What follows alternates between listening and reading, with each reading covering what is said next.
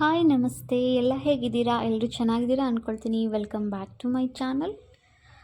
ಇವತ್ತಿನ ಇವತ್ತಿನ ಚಾನಲಲ್ಲಿ ಅಂತ ಇದ್ದೀನಿ.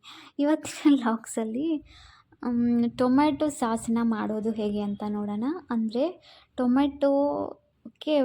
ಟೊಮೆಟೊ ಸಾಸ್ಗೆ ವಿನೆಗರ್ ಹಾಕ್ದೇ ಮಾಡುವುದು ಹೇಗೆ ಅಂತ ನೋಡೋಣ. ಸಾರಿ, ಎಲ್ಲೆಲ್ಲೋ ಅಟೆನ್ಷನ್ ಇಟ್ಕೊಂಡ್ಬಿಟ್ಟು ಮಾತಾಡ್ತಾ ಇದ್ದೀನಿ, ಅದಕ್ಕೆ ಹಂಗಾಯಿತು. ಮತ್ತು ಪಾಸ್ತಾ ಮಾಡ್ತಾಯಿದ್ದೀನಿ. ಹಾಗೆ ಟೊಮೆಟೊ ಸಾಸನ್ನ ಕೂಡ ಮತ್ತು ಈರುಳ್ಳಿ ಬೆಳ್ಳುಳ್ಳಿ ಯಾವುದನ್ನು ಯೂಸ್ ಮಾಡಿದೆ, ಹಾಗೆ ವಿನೆಗರ್ ಕೂಡ ಯೂಸ್ ಮಾಡ್ದೇ ಮನೇಲಿ ಯಾವ ಥರ ಮಾಡೋದು ಅಂತ ನೋಡೋಣ. ಆಮೇಲೆ ನೋಡಿ, ಪಾಸ್ತಾ ಮಾಡ್ಕೊಳ್ಳೋದಕ್ಕೆ ಮೊದಲು ಅದನ್ನು ನೀರನ್ನ ಬಿಸಿ ಮಾಡಿಕೊಂಡು ಪಾಸ್ತಾನ ಅಯ್ಯೋ ಇವತ್ತು ಏನಕ್ಕೆ ಹಿಂಗೆ ಆಗ್ತಿದೆ, ಕಂಪ್ಲೀಟ್ ನನಗೆ ಅಟೆನ್ಷನ್ನು ಎಲ್ಲೆಲ್ಲೋ ಹೋಗ್ಬಿಟ್ಟಿದೆ. ಸಾರಿ. ಪಾಸ್ತಾನ ಬಿಸಿನೀರಲ್ಲಿ ಹಾಕಿ ಕುದಿಸ್ಕೊಳ್ತಾ ಇದ್ದೀನಿ. ಸ್ವಲ್ಪ ಉಪ್ಪು ಮತ್ತು ಸ್ವಲ್ಪ ಎಣ್ಣೆನ ಸೇರಿಸಿ ಅದನ್ನು ಸ್ವಲ್ಪ ಜಾಸ್ತಿ ಹೊತ್ತು ಬೇಯಿಸ್ಕೋಬಾರ್ದು. ಪಾಸ್ತಾ ಫುಲ್ ಸಾಫ್ಟ್ ಆಗಬಾರ್ದು, ಮೀಡಿಯಮ್ ಇರಬೇಕು, ಕಚ್ ಅನ್ನೋ ಥರ ಇರಬೇಕು. ಆಮೇಲೆ ಒಗ್ಗರಣೆಲೆಲ್ಲ ಮಿಕ್ಸ್ ಮಾಡ್ಕೊಳ್ತೀವಲ್ವ, ಆವಾಗ ಸ್ವಲ್ಪ ಸಾಫ್ಟ್ ಆಗುತ್ತೆ. ಅದಕ್ಕೆ ಅದಾದಮೇಲೆ ಟೊಮ್ಯಾಟೊ ಸಾಸ್ ಮಾಡೋದಕ್ಕೆ ಮೊದಲು ಟೊಮ್ಯಾಟೊನ ಬೇಯಿಸ್ಕೋಬೇಕು. ನೀರು ಜಾಸ್ತಿ ಹಾಕ್ಕೊಳ್ಬಾರ್ದು, ಸ್ವಲ್ಪ ನೀರು ಹಾಕ್ಕೋಬೇಕು. ಟೊಮೆಟೊನೂ ಅದು ಮಿಕ್ಸಿ ಮಾಡ್ಕೊಂಡಾಗ ಅದು ರಸ ಬಿಡುತ್ತೆ. ಆಮೇಲೆ ನೀರು ಎಲ್ಲ ಆರಿ, ಅದು ಕುದ್ದು ನೀರೆಲ್ಲ ಆರಿ ಹೋಗಬೇಕಂದ್ರೆ ತುಂಬ ಸಮಯ ತಗೊಳುತ್ತೆ. ಹಾಗಾಗಿ ಸ್ವಲ್ಪ ನೀರಲ್ಲಿ ಒಂದು 4 ಟೊಮೆಟೊ ತೊಗೊಂಡಿದ್ದೀನಿ. ಹಾಕಿಬಿಟ್ಟು ಅದೆಲ್ಲ ಸಾಫ್ಟ್ ಆಗೋವರೆಗೂ ಒಂದು 5-6 ನಿಮಿಷ, ಮಿನಿಮಮ್ ಅಂದರೂ 6-7 ಮಿನಿಟ್ಸ್ ಬಿಟ್ಟರೆ ಸಾಕು. ಅಷ್ಟರಲ್ಲಿ ನೀಟಾಗಿ ಆಗಿಬಿಡುತ್ತೆ.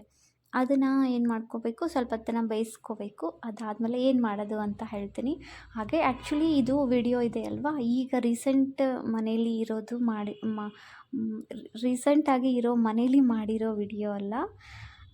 ಓಲ್ಡ್ ಮನೇಲಿದ್ದಾಗ ನಾನು ವಿಡಿಯೋ ಶೂಟ್ ಮಾಡ್ಕೊಂಡಿದ್ದೆ. ಸೊ ಅದನ್ನು ಇವಾಗ ಅಪ್ಲೋಡ್ ಮಾಡ್ತಾಯಿದ್ದೀನಿ. ನೋಡಿ, ಈ ಥರ ಟೊಮ್ಯಾಟೊ ಸಾಫ್ಟಾಗಿ ಬೆಂದಿದೆ.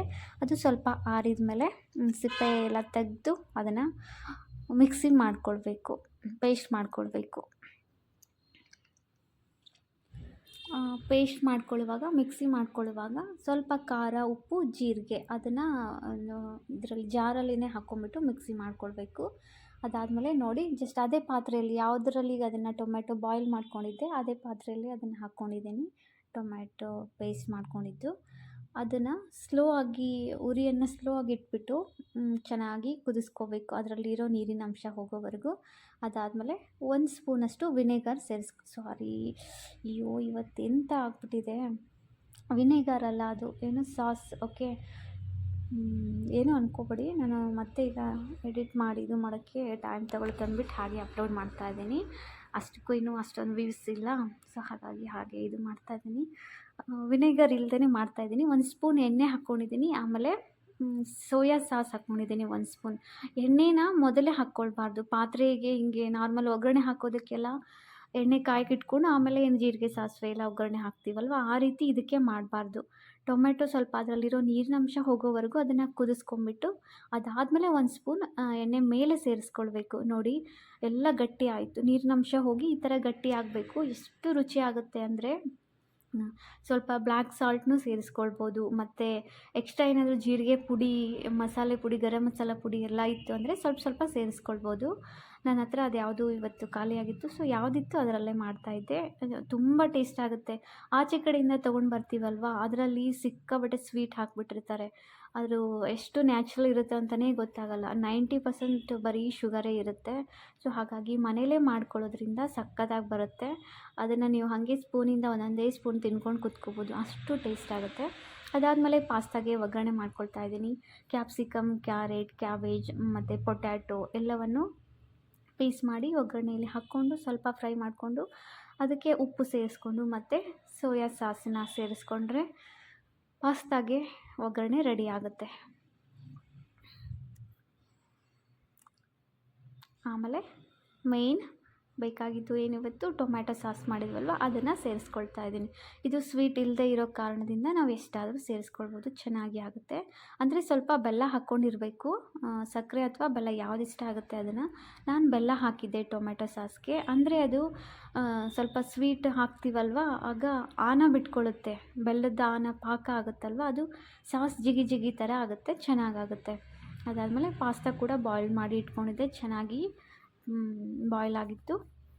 ಎಲ್ಲ ಹಾಕಿಬಿಟ್ಟು ಈಗ ಅದನ್ನು ಕಲಿಸ್ಕೊಳ್ತಾ ಇದ್ದೀನಿ. ನೋಡಿ, ಸ್ವಲ್ಪ ಒಂದು 5 ನಿಮಿಷ ಬಿಟ್ಟರೆ ಪಾಸ್ತಾ ಎಲ್ಲ ಖಾರ ಉಪ್ಪು ಎಲ್ಲ ಹೀರ್ಕೊಳ್ಳುತ್ತೆ, ಸಾಸ್ನ ಹೀರ್ಕೊಳ್ಳುತ್ತೆ, ಟೇಸ್ಟ್ ತುಂಬ ಚೆನ್ನಾಗಿ ಬರುತ್ತೆ. ಅದಾದಮೇಲೆ ಅದ್ರ ಜೊತೆಗೆ 2 ಆ್ಯಪಲಿಂದ ಸ್ಮೂದಿ ಮಾಡ್ಕೊಳ್ತಾ ಇದ್ದೀನಿ. ಸಿಪ್ಪೆ ಎಲ್ಲ ತೆಗೆದಿಟ್ಕೊಂಡು ನೋಡಿ ಯಾವುದರಿಂದ ಮಾಡ್ತಾಯಿದ್ದೀನಿ ಅಂದರೆ ಹ್ಯಾಂಡ್ ಬ್ಲೆಂಡರ್ ಬರುತ್ತೆ ಅಲ್ವಾ, ಅದನ್ನು ಯೂಸ್ ಮಾಡ್ತಾಯಿದ್ದೀನಿ, ಮಿಕ್ಸಿಯಲ್ಲಿ ಮಾಡ್ತಾಯಿಲ್ಲ. ಅದಕ್ಕೆ ಹಾಲು ಸೇರಿಸ್ಕೊಳ್ತಾ ಇದ್ದೀನಿ. ಇದನ್ನು ಪೇಸ್ಟ್ ಮಾಡಿದಾಗ ಸ್ವೀಟ್ ತಾನೇ ಸಿಕ್ಕಾಬಟ್ಟೆ ಬಿಡುತ್ತೆ, ಹಾಗಾಗಿ ಸ್ವೀಟನ್ನ ಸೇರಿಸ್ಕೊಂಡಿಲ್ಲ ನಾನು. ಪ್ರೆಸ್ ಮಾಡಿದರೆ ಸಾಕೋದು, ಎಲೆಕ್ಟ್ರಿಕಲ್ ಹ್ಯಾಂಡ್ ಬ್ಲೆಂಡರ್ ಅದು. ಈ ಥರ ಸ್ವಲ್ಪ ಅದನ್ನಿಟ್ಟು ಪ್ರೆಸ್ ಮಾಡಿದರೆ ನೀಟಾಗಿ ಒಂದು 30 ಸೆಕೆಂಡ್ಗೆ ಆಗಿಬಿಡುತ್ತೆ. ತುಂಬ ಚೆನ್ನಾಗಿದೆ ಅದು ಹ್ಯಾಂಡ್ ಬ್ಲೆಂಡರು. ಅದರದ್ದು ರಿವ್ಯೂದು ವಿಡಿಯೋ ನಾನು ಮಾಡಿದ್ದೆ, ಚಾನಲಲ್ಲಿ ಇರುತ್ತೆ, ಅದನ್ನು ಚೆಕ್ ಮಾಡಿ ನೀವೇನಾದರೂ ಆ ಥರದ್ದು ತೊಗೊಳ್ಬೇಕು ಅಂತ ಇದ್ದರೆ. ಅದಾದಮೇಲೆ ನೋಡಿ ಕಂಪ್ಲೀಟಾಗಿ ಪಾಸ್ತಾ ಎಲ್ಲ ರೆಡಿ ಆಯಿತು. ನೀವೂ ಟ್ರೈ ಮಾಡಿ, ತುಂಬ ಚೆನ್ನಾಗಿರುತ್ತೆ. ಆಮೇಲೆ ಇದ್ರ ಜೊತೆ ಚೀಸ್ ಏನಾದರೂ ಇತ್ತಂದರೆ ಅದನ್ನು ಸೇರಿಸ್ಕೊಳ್ಬೋದು ಪಾಸ್ತಾ ಜೊತೆ, ಇಲ್ಲಾಂದರೆ ಸಪ್ರೇಟಾಗಿ ಚೀಸ್ನು ಮಾಡ್ಕೊಳ್ತಾರೆ ಅಲ್ವಾ, ಮೈದಾ ಹಾಲು ಎಲ್ಲ ಹಾಕ್ಬಿಟ್ಟು ಆ ರೀತಿನೂ ಮಾಡಿಕೊಂಡ್ರೆ ಕ್ರೀಮಿ ಪಾಸ್ತಾನು ರೆಡಿ ಆಗುತ್ತೆ. ಇಷ್ಟೇ ಫ್ರೆಂಡ್ಸ್ ಇವತ್ತಿನ ವಿಡಿಯೋ. ಇಷ್ಟ ಆದರೆ ಲೈಕ್ ಮಾಡಿ, ಸಬ್ಸ್ಕ್ರೈಬ್ ಮಾಡಿ, ಕಮೆಂಟ್ ಮಾಡಿ. Thank you.